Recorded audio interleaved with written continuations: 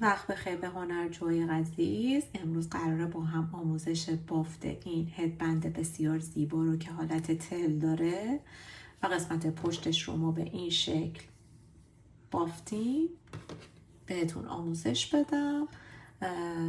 این زنجیره تعداد پایه تمام اینها اگر بخواید در سایز کوچیکتر ببافید هم قابل اجراست. مثلا من در ابتدای کار گفتم که باید تعداد زنجیره که میزنیم مضرب از 7 باشه. شما برای اینکه کوچیکتر بخواید ببافید میتونید مضربی از 5 بگیرید. تعداد زنجیره هایی رو که من اینجا زدم 9 تاست. شما اگر خواستید در سایز کوچیکتر میتونید 7 تا زنجیره بزنید، 6 تا زنجیره بزنید. تمام اینا دیگه بازیه و بستگی به خودتون داره و به این شکل این بافت انجام شده. این قسمت جلو به این شکل و این هم قسمت پشتش که من نخ رو اینجا پنهان کردم. بریم با هم آموزشش رو ببینیم. اگر همینطوری وارد کانالم شدی کلید سابسکرایب رو فعال کن، عضو کانالم شو تا دسترسی به همه آموزش ها رو داشته باشی و اگر هم از آموزش خوشت اومد لایک و کامنت یادت نره. بریم آموزشش رو ببینیم. برای بافت این هدبند من دارم از کانوای غزال بیبی کتان استفاده می کنم که 50 گرمه، 165 متر هستش و کالرش هم 34 32 و به من میگه با قلاب بین شماره 2 تا 3 بباف که من با قلاب شماره 3 میبافم.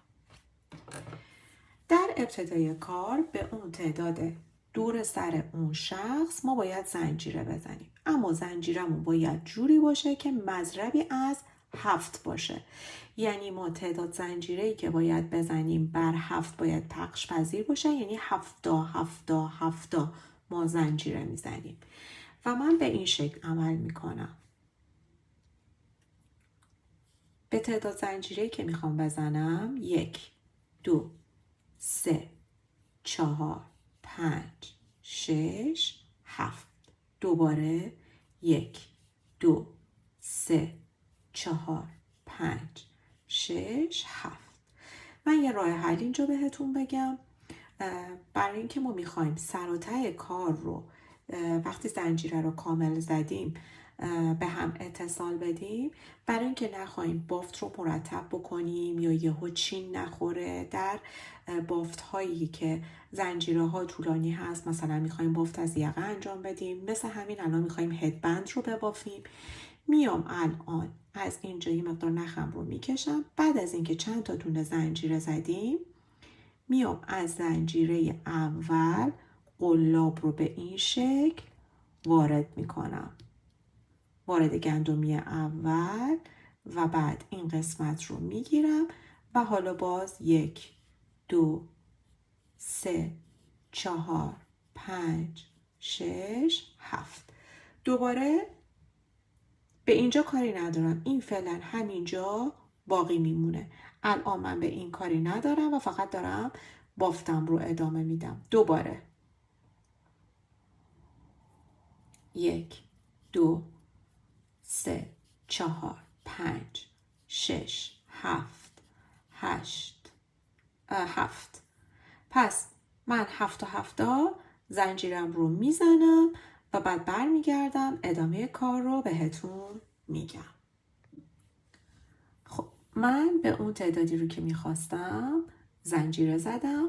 حالا این قسمتی رو که نگه داشته بودم میخوام سر و ته بافت رو به هم وصل کنم. میام به این شکل به هم وصلش میکنم.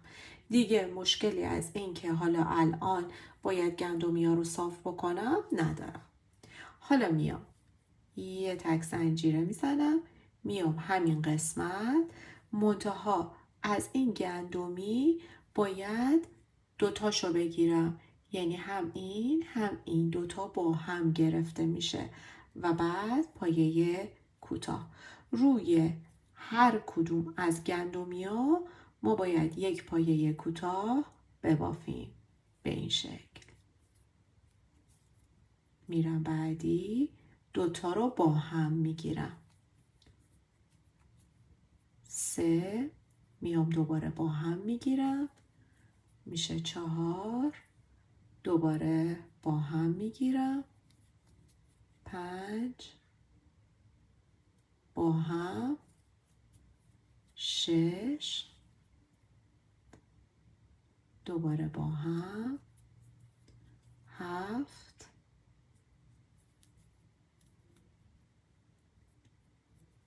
با هم 8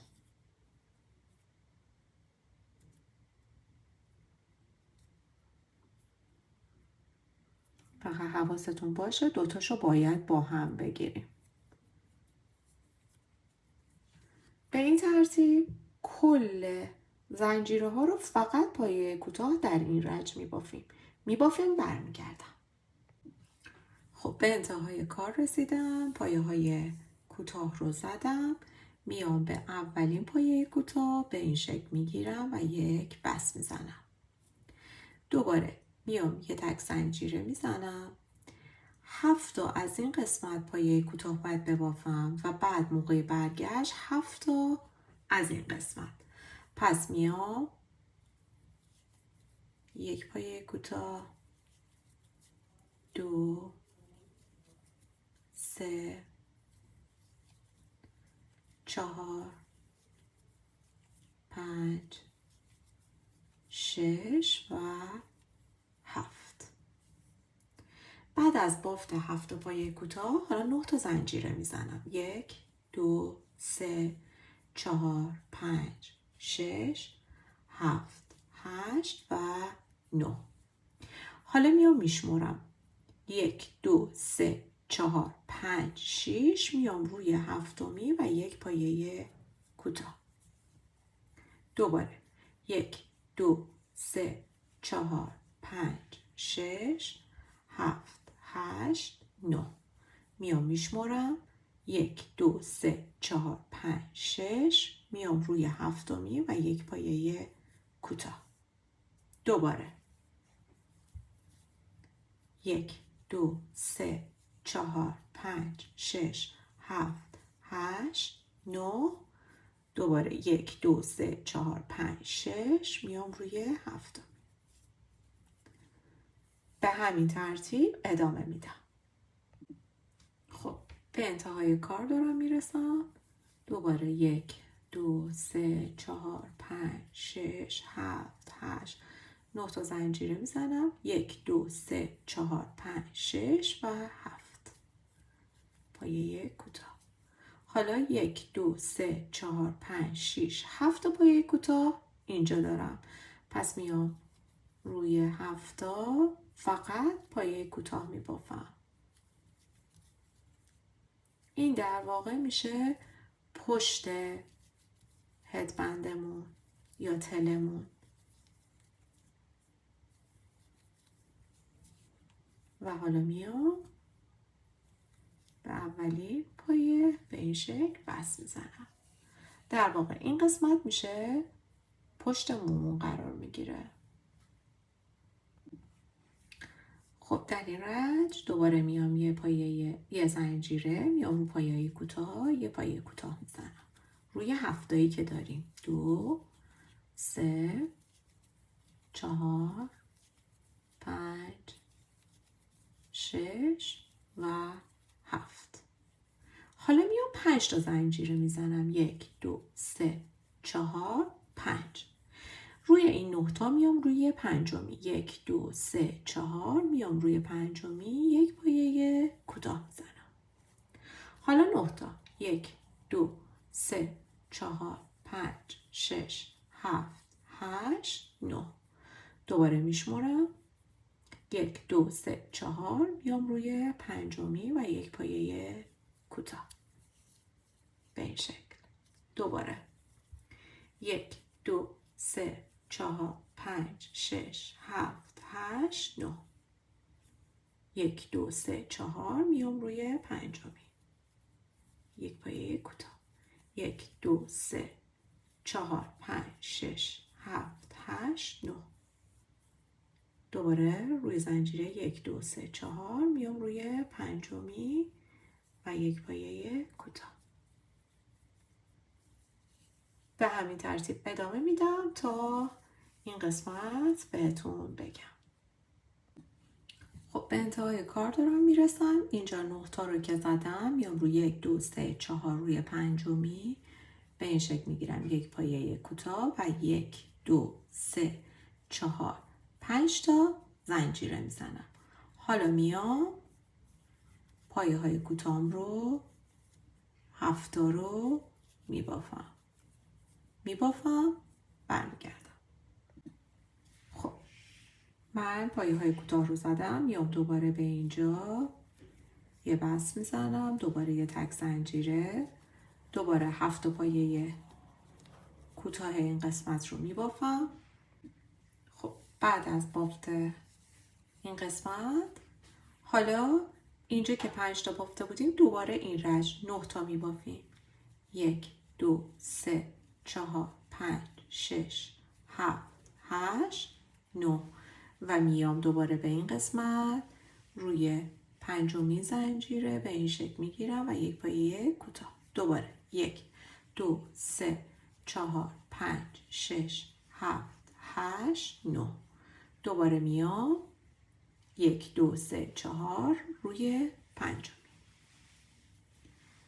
به این ترتیب تا انتها همین بافت رو ادامه میدم. دوباره ببینید به انتهای کار رسیدم. 1 2 3 4 5 6 7 8 9 تا زنجیره میزنم. دیگه به اینجا کاری ندارم. میام روی پایه کوتاه یه پایه کوتاه میزنم. دوباره پایه کوتاه ها رو میبافم، میام اینجا بست میزنم، دوباره پایه کوتاه میبافم و میام این بار باز با 5 تا زنجیره شروع میکنم. پس من اینجا رو کامل میبافم، میام این قسمت رو دوباره بهتون نشون میدم چون دیگه تکراره.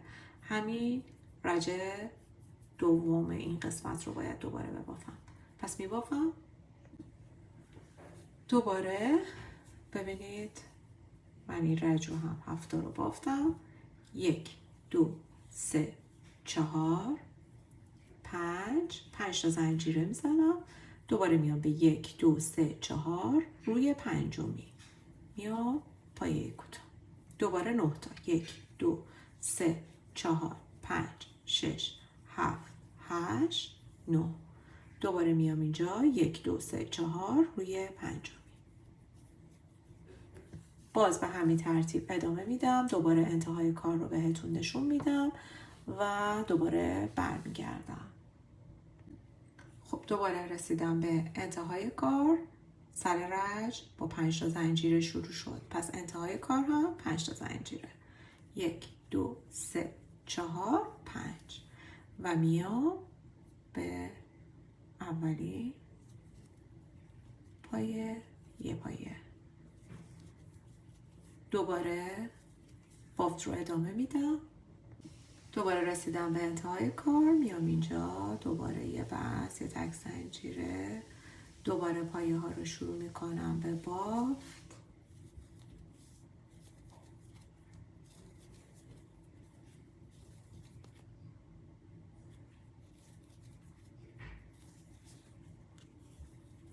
دوباره ببینید اینجا 5 تا بود، حالا 1 2 3 4 5 6 7 8 و 9 تا. حالا دوباره اینجا رو رها میکنم. 1 2 3 4 میام روی پنجمی. دوباره 1 2 3 4 5 6 7 8 9 میام رو بعدی 2 4 5 و بافت رو ادامه میدم. خب من 9 تا زنجیره رو زدم. میام دوباره به پایه کوتاه، دوباره پایه های کوتاه رو میبافم. دوباره میرسم اینجا سر رج، دوباره شروع میکنم و این بار باز دوباره به جای 9 تا 5 تا، یعنی این قسمت رو تکرار میکنم. 5 تا زنجیره میام اینجا، دوباره 9 تا و این رج رو هم تکرار میکنم و بعد دوباره برمیگردم. پس اینجا با 5 تا زنجیره، یعنی ما این قسمت رو میبافیم. ما داریم در هر رج یه بار 9 تا، یه بار 5 تا، یه بار 9 تا، یه بار 5 تا، یه بار 9 تا، حالا دوباره 5 تا بافت رو انجام میدم، برمیگردم. خب ببینید من این 5 تا رو هم بافتم، دوباره 9 تا زنجیره ها همینطور ادامه دادم. به انتهای کار که رسیدم، بعد از 9 تا که زدم به این قسمت زنجیره پنجم، دوباره 5 تا و پایه کوتاه. اینجا دیگه رج آخرمون میشه. در واقع ما چند رج بافتیم؟ الان همینجا رو نگاه بکنیم، ببینید این الان بافت 9 زنجیره، 1، این 5 زنجیره، 2، 3، 4، 5، ما 6 تا رج بافتیم و اینجا هم این 5 زنجیره هامون مشخصه. حالا باید این قسمت رو ببافیم. ما 6 تا داشتیم، روی هفتمی می اومدیم پایه کوتاه می زدیم. پس در این رج ما دیگه به جای 9 تا 7 تا می بافیم، 7 تا زنجیره. مگه ما نگفتیم مضربی از 7 باید باشه؟ 7 تا 7 تا رفتیم، پس اینجا در انتهای کار 1، 2، 3، 4، 5، 6، 7 تا زنجیره میزنم. میام به 1، 2، 3، 4 روی پنجمی میام پایه کوتاه. دوباره 1، 2، 3، 4، 5، 6، 7 زنجیره. میام 1، 2، 3، 4 روی پنجمی. دوباره 1، 2، 3، 4، 5، 6، 7. پس 7 زنجیره، 1، 2، 3، 4 روی پنجمی. من بافت رو دوباره ادامه میدم با 7 زنجیره. به انتهای کار که رسیدم دوباره این 7 پایه رو میبافم، میام اینجا بس میزنم، دوباره تک زنجیره، دوباره 7 پایه. انتهای کار رو دیگه بهتون نشون میدم که باید این پایه های کوتاه رو مثل رج اول روش ببافیم. پس من میبافم، برمیگردم. خب به انتهای رج رسیدم، اومدم به این قسمت دوباره زنجیره زدم، 7 پایه کوتاه رو بافتم، رسیدم به این قسمت. حالا باید روی این 1، 2، 3، 4، 5، 6 تا زنجیره پایه کوتاه ببافیم. پس میام به این شکل میگیرم، روی هر زنجیره الان میشه 1، 2، 3، 4، 5 و 6. دوباره میرم روی بعدی. اگر براتون سخت بود میتونید به این حالت ببافید، 2،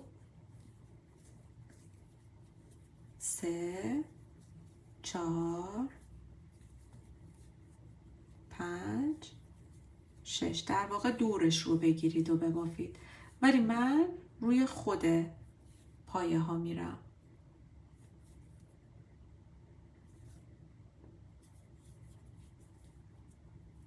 1، 2، 3، 4، 5، 6.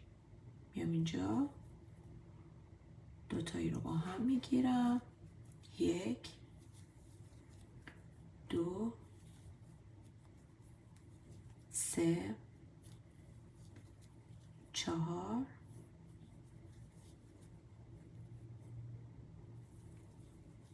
5 و 6. به این شکل. به این حالت تا انتها بافت رو انجام میدم. روی 6 تا زنجیرم، 1، 2، 3، 4، 5 و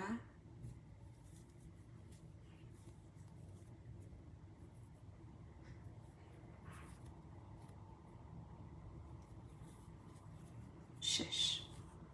دوباره میام این قسمت به همین ترتیب تا انتها میبافم. میام این قسمت به اینجا که بست زدم دیگه نخم رو قیچی میکنم و کار تموم میشه.